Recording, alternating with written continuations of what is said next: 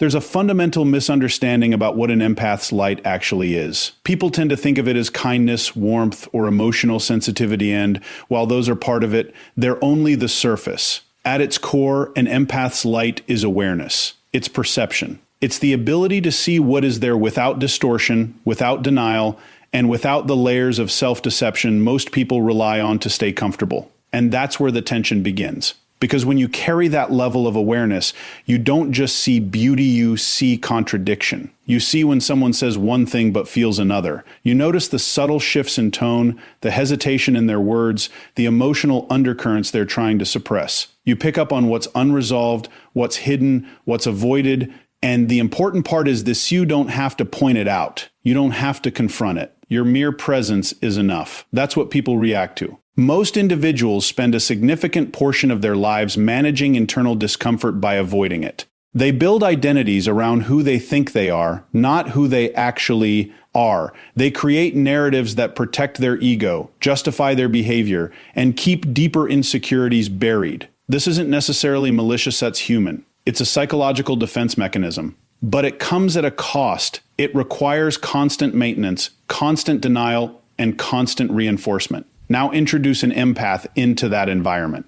An empath doesn't play by those rules, not because they're trying to disrupt anything, but because they can't unsee what they see. Their awareness cuts through pretense. Their presence disrupts illusion, not aggressively, not intentionally, but inevitably. And when someone who is deeply invested in their own self-image comes into contact with that kind of clarity, something uncomfortable happens. They feel exposed. Not exposed in a literal sense where secrets are revealed out loud, but internally.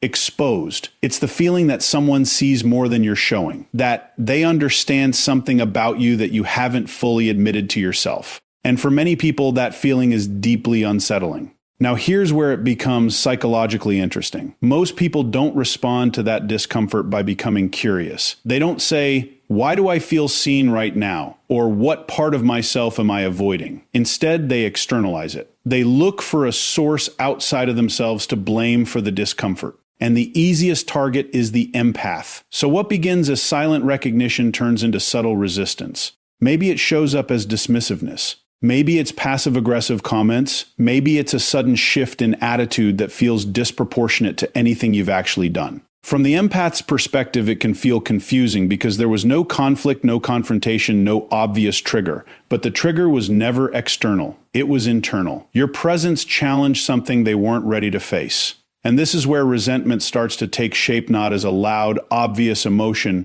but as something quieter and more insidious. It builds beneath the surface. It's masked as indifference, sarcasm, or even forced politeness. But underneath it is a very specific psychological dynamic. You represent a level of honesty they're not living in alignment with. And people don't resent what they don't notice. They resent what reminds them. What makes this even more complex is that empaths often try to compensate for this tension. They sense the discomfort, even if they don't fully understand it, and they try to soften their presence. They become more agreeable, more accommodating, more careful with their words. They dim their awareness in an attempt to make others feel safe. But that doesn't solve the problem. Because the issue was never what you said or did, it was what you represent. You can't negotiate with someone's internal conflict. You can't manage their discomfort for them. And the more you try to shrink yourself to avoid triggering it, the more you reinforce a dynamic where your clarity becomes something you feel responsible for hiding. That's not sustainable. At a deeper level, what's happening here is philosophical as much as it is psychological. Your light isn't just about being emotionally attuned, it's about being aligned with truth. And truth has a unique property. It doesn't require force to be disruptive. It simply exists, and in doing so, it challenges anything that isn't aligned with it. So when someone reacts negatively to your presence, it's not always a reflection of something you've done wrong. Often, it's a reflection of something they're not ready to see clearly. And this is the critical shift in understanding. Their resentment is not a rejection of your value, it's a reaction to their own dissonance. Once you recognize that, your role changes. You stop trying to fix the reaction, and you start understanding the pattern. You stop internalizing their discomfort, and you start observing it with clarity. You realize that being seen as too much, too intense, or too aware is often just another way of describing a level of perception that challenges the status quo. And not everyone is ready for that. The goal, then, is not to reduce your awareness or dilute your presence. It's to understand the responsibility that comes with it, to know when to engage, when to step back, and when to accept that not every environment or every person is capable of meeting you at that level. Because light doesn't just illuminate what's beautiful, it reveals what's hidden. And not everyone resents the light because of what it is. Some resent it because of what it shows. If you look closely at the pattern, you'll notice that empaths don't just attract connection, they attract need. And there's a difference between the two that most people don't recognize until it's too late. Connection is mutual. It is grounded in respect, reciprocity, and awareness. Need, on the other hand, is one-directional. It seeks relief, validation, and emotional supply. And empaths, by their very nature, become highly visible to those operating from that place of need. This isn't accidental. It's structural. Empaths tend to listen more than they speak. They observe more than they interrupt. They validate more than they challenge, at least in the early stages. These traits signal psychological safety. To a well-adjusted person, that safety feels like trust. But to someone who is emotionally underdeveloped or internally unstable, that same safety feels like access. And access is where the dynamic begins to shift. Because when someone discovers that they can be understood without having to fully understand themselves, they start to lean on that external source. They begin to offload. They bring their confusion, their frustration, their unresolved emotions, and the empath almost instinctively receives it, not out of obligation, but out of wiring. There's a natural inclination to help make sense of things, to bring clarity, to reduce emotional chaos. At first, this can feel meaningful. It feels like purpose. It feels like you're making a difference in someone's life. And in many ways you are. But what often goes unnoticed is the lack of balance. The exchange isn't equal. One person is giving energy, attention, and insight. The other is consuming it. Now, in a healthy dynamic, this imbalance would correct itself over time. There would be a shift toward mutuality. The other person would develop awareness, take responsibility, and begin to contribute emotionally in return. But in unhealthy dynamics, the opposite happens. The more you give, the more they take. And the more they take, the more they begin to rely on you not as a person, but as a resource. And that's where something subtle but important occurs. Dependence starts to breed entitlement. What was once appreciated becomes expected. What was once received with gratitude becomes something they feel they deserve. And when you inevitably can't meet that expectation because no one can sustain that level of output indefinitely, the emotional tone changes. This is where resentment begins to form, and it often confuses empaths the most. Because from your perspective, nothing negative was introduced. You were supportive. You were patient. You were present. So when the other person becomes distant, critical, or even hostile, it feels disproportionate. It feels like a shift that came out of nowhere, but it didn't. It came from a psychological imbalance that had been building over time. The other person didn't just value what you gave, they began to measure themselves against it. And that comparison is uncomfortable because your ability to process emotions, to remain stable, to offer clarity, it highlights a gap in their own capacity. And instead of using that awareness as motivation to grow, many people respond by reframing the situation. They start to see your strength not as something admirable, but as something threatening. Your consistency becomes too much. Your insight becomes overanalyzing. Your emotional depth becomes intensity. These labels aren't accurate, they're defensive. They're a way of reducing the discomfort that comes from recognizing something in you that they don't yet possess in themselves. And when that discomfort isn't addressed internally, it gets redirected externally toward you. So now, the very qualities that attracted them in the beginning become the source of irritation. Not because those qualities changed, but because their relationship to those qualities did. What once felt supportive now feels exposing. What once felt grounding now feels confronting. And here's the part that requires a level of clarity most empaths are not initially comfortable with. Some people are not drawn to you because they value who you are. They are drawn to you because they value what you provide. There's a functional difference between being appreciated and being used, and it often reveals itself only over time. This doesn't mean that every person who enters your life has harmful intentions. In many cases, it's unconscious. People operate from patterns they don't fully understand. They seek relief where they can find it, and when they encounter someone who can offer emotional clarity, they attach to it. But unconscious behavior still has consequences. And if you're not aware of the pattern, you can spend a significant amount of time overextending yourself, trying to maintain a dynamic that was never designed to be sustainable. You give more, hoping it will restore balance. You explain more, hoping it will create understanding. But the underlying structure doesn't change because it was built on extraction, not exchange. So the question becomes, what do you do with that awareness? First, you stop interpreting constant need as deep connection. They are not the same. Depth is measured by mutual investment, not by how much someone relies on you. Second, you begin to observe how people respond when access is limited, not removed completely, just limited. Do they become more respectful, more self-aware? Or do they become frustrated, distant, or dismissive? That response tells you everything you need to know about the nature of the dynamic. And finally, you recalibrate your role. You are not responsible for regulating other people's emotional states. You are not obligated to be the constant source of clarity in someone else's confusion. Your ability to understand others is a strength, but it's not a resource that should be available without boundaries. Because when giving becomes your identity, you attract those who are looking to take. And if you don't define the limits of that exchange, someone else will. So the goal is not to stop being empathetic. It's to become precise with it, to recognize where it's valued, where it's respected, and where it's simply consumed. Because the moment you confuse being needed with being respected, you enter a dynamic where your value is no longer defined by who you are, but by how much of yourself you're willing to give away. And that's not connection. That's depletion. There's a moment that almost every empath encounters, and it tends to arrive quietly at first. It's not dramatic. It's not announced. It begins as a subtle internal shift of realization that something about the way you've been engaging with people is no longer sustainable. You start to notice the imbalance more clearly. You feel the weight of constant availability.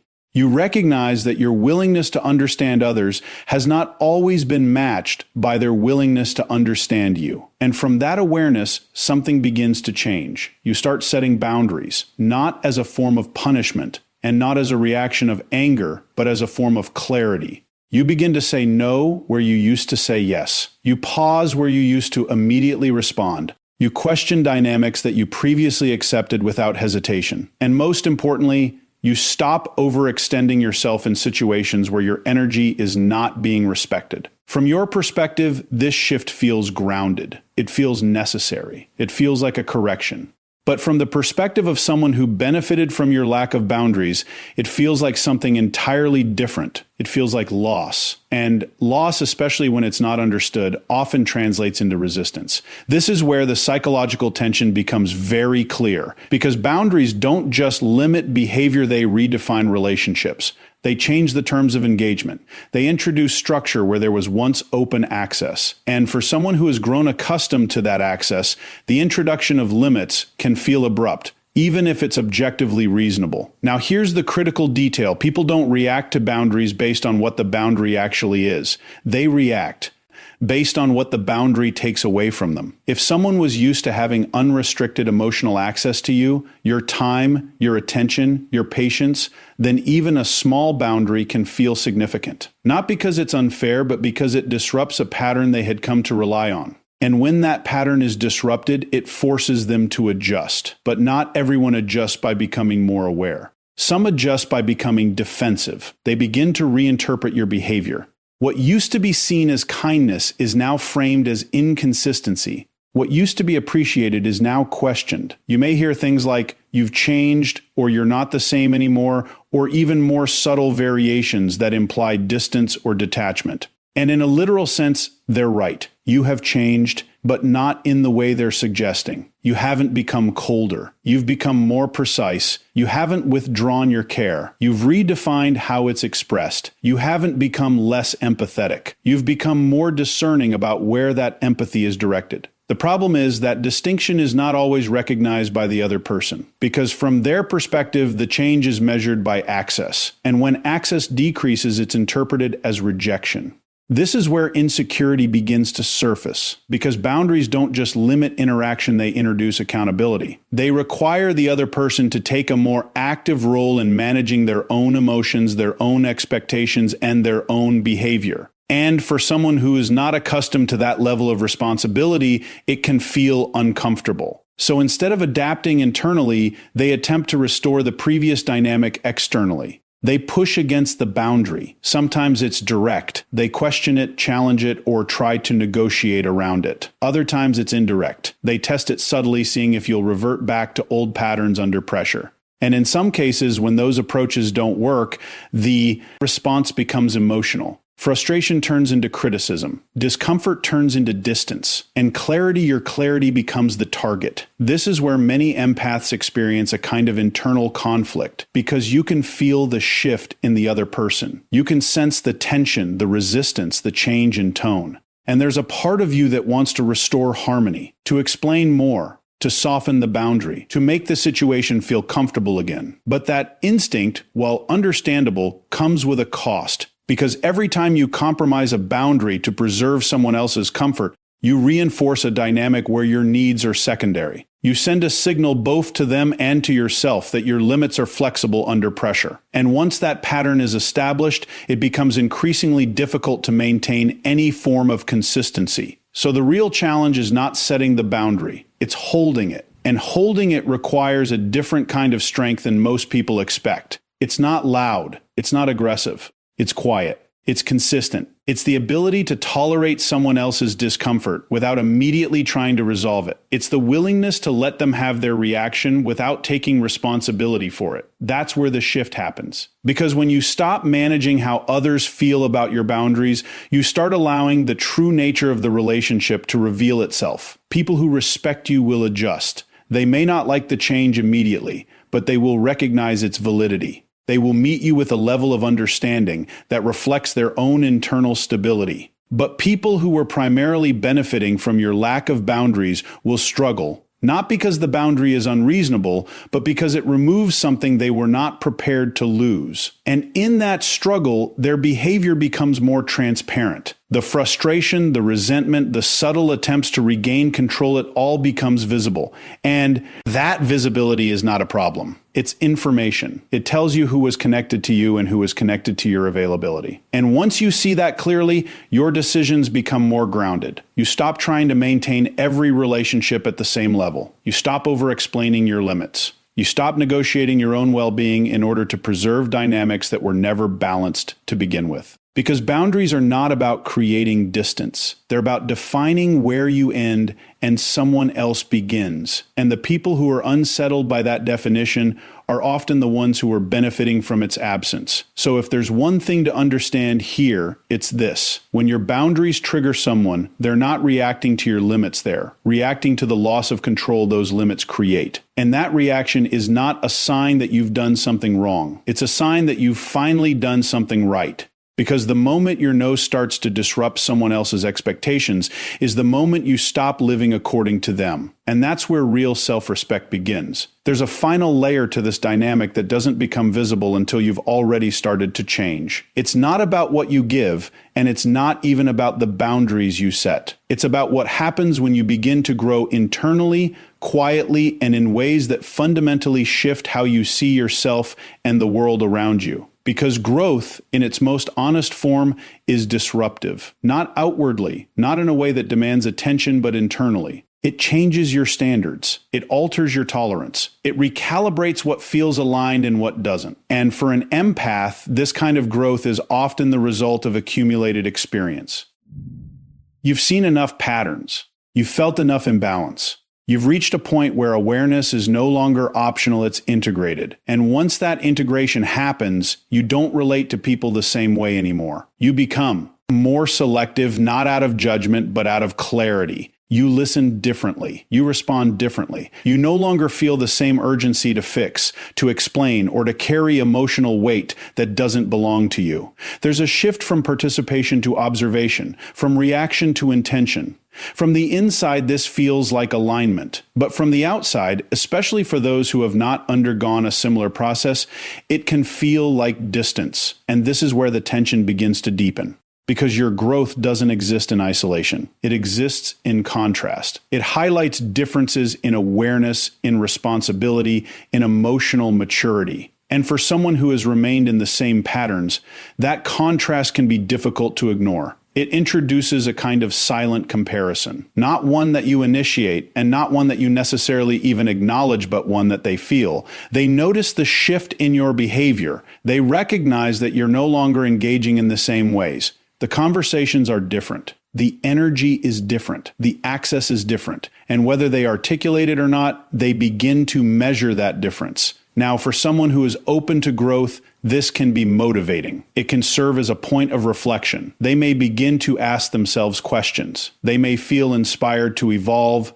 to close that gap, to meet you at a new level of awareness. But not everyone responds that way. For some, that contrast doesn't inspire, it threatens, because growth requires confrontation. It requires acknowledging what hasn't been addressed, what hasn't been resolved, what hasn't been developed. And for someone who is not ready to engage in that process, your evolution becomes a reminder of their stagnation. And reminders, especially the ones we didn't choose, tend to create resistance. So instead of moving toward growth, they move into reinterpretation. They start to reframe your change in a way that protects their current position. You're seen as distant, detached, maybe even arrogant. Your calm becomes indifference. Your clarity becomes rigidity. Your silence becomes judgment. These interpretations are not objective, they're defensive. They allow the other person to maintain their current identity without having to confront the discomfort of change. Because if your growth can be labeled as something negative, then it no longer needs to be understood. It can simply be dismissed. And this is where resentment begins to take on a more defined shape. It's no longer just about what you represent, it's about what your growth implies. It implies that change is possible. It implies that patterns can be broken. It implies that the limitations they've accepted may not be fixed. And that implication for someone who has chosen not to change can feel like pressure. Not because you're applying it, but because your existence contradicts their narrative. You become a living example of an alternative path, one that requires effort, honesty, and accountability. And when someone is not prepared to take that path, they often respond by rejecting it. Not directly, not always consciously, but through subtle shifts in behavior.